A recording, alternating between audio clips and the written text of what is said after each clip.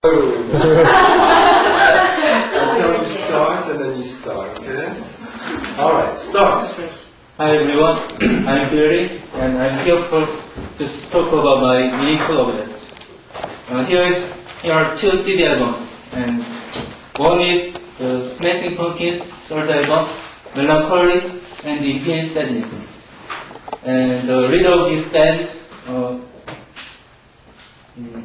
was that Melancholy was an intentional misspelling, but I don't know why he did so. And the Smashing Pumpkins is my favorite band, but I didn't have enough money to buy this album when I was a high school student in 1995. At the time, this wasn't released as a licensed album, but only as an imported item, so it was very expensive.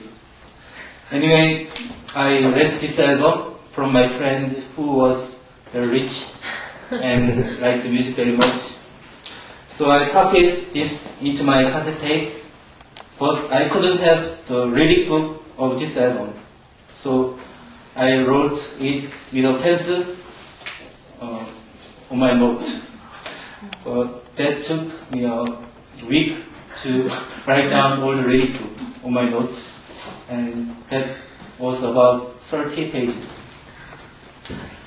And when I heard this album for the first time, I couldn't move at all because of deep impression and strong stimulus on my brain. And finally, I bought this album when I was 20, and this is still my #1 album.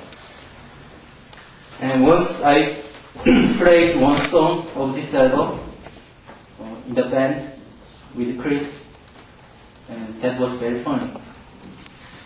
And the next album is here.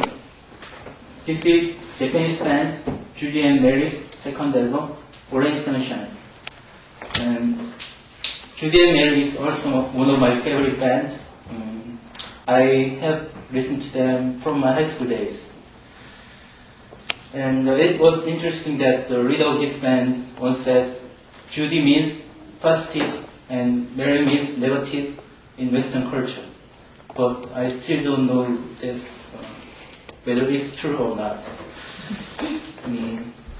And there was no way to get this album in Korea at that time. So one day I requested my friend's sister, who was going to travel Japan, to buy this album for me. And when I got this CD on my hand, I felt I was in ninth heaven. And nowadays, these albums can be easily found on the internet as MP3 files, but they reminded me of my teenage days, my passion of that time, so they are very meaningful to me. Thank you.